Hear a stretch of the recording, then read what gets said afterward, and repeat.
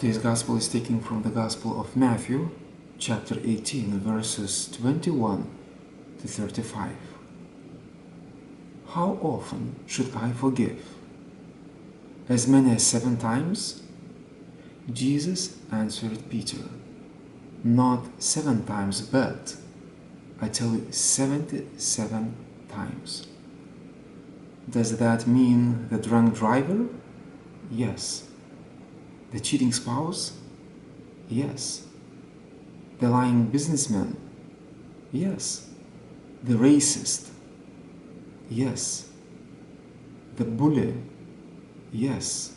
The abusive parent? Yes. The persecution of Christians? Yes. Even the terrorists around the world? Yes. Look at the history of the world and you will see the Hitler's Holocaust, the genocide of Stalin, racial discrimination wars all around the world. Look at your own lives and you will find broken promises, hurt feelings, betrayals, harsh words, physical and emotional wounds. Every one of us could tell stories of being hurt or victimized by another. Beneath the pain, the wounds, the losses, and the memories lies the question of forgiveness. Forgiveness is the only way forward. That does not mean we forget or approve of what was done. It does not mean we ignore or excuse cruelty or injustice. It means we are released from them. We let go of thoughts and fantasies of revenge. We look to the future rather than to the past. We try to see and love as God sees and loves. Forgiveness is a way in which we align our life with God's life. God's forgiveness and human forgiveness are integrally related. That is more than apparent in today's parable. The king forgives his slave an extraordinary amount. 10,000 talents, it's about 3,000 years of work, of the ordinary daily wage. It seems there is no debt too large to be forgiven. This man, this debtor, was forgiven. That's what is the kingdom of heaven is like. That's how our God is.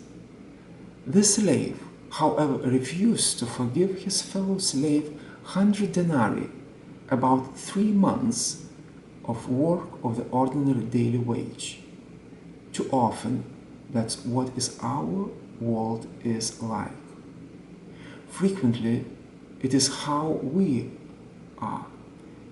In that refusal, the forgiven slave lost his own forgiveness. Most of us pray it every day. Forgive us our trespasses as we forgive those who trespassed against us. We pray those words with ease and familiarity, but do we live our prayer? Do our actions support our requests?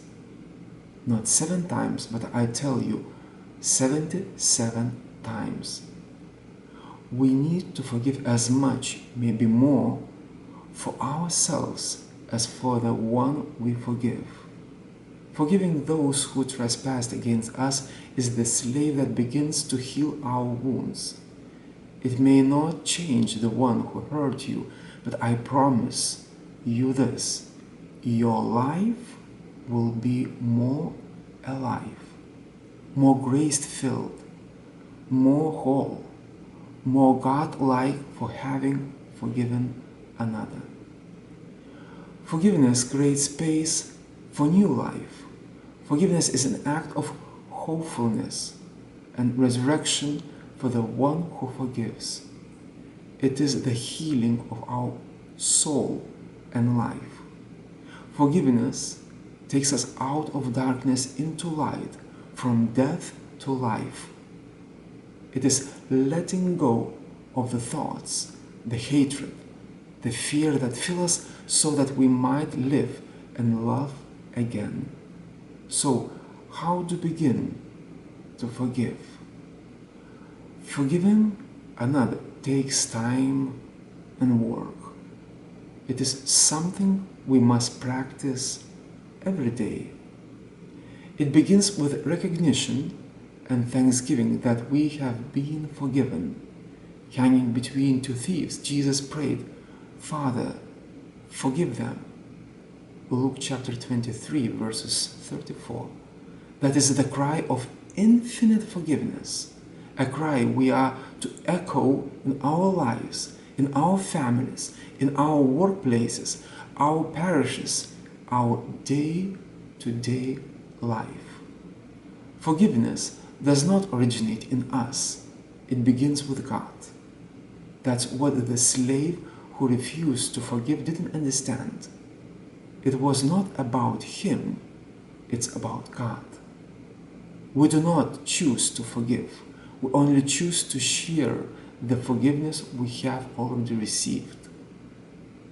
Then we choose again, and then again, and then yet again. For most of us, forgiveness is a process that we live into. Sometimes, however, we just can't.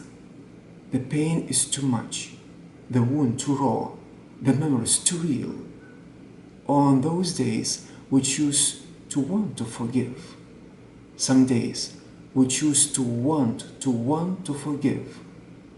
Then there are those days that all we can do is choose to want to forgive. But we choose because that's the choice Christ made. How many times must we choose to forgive? Tell me this. How many times have you been hurt and suffered by the action or the words of another?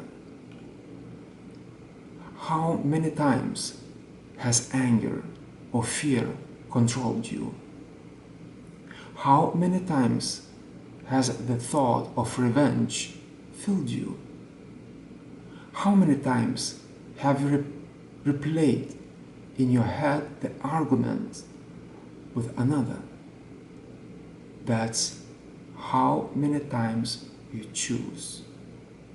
With each choosing, we move a step closer to forgiveness. Not 7 times, but I tell you, 77 times.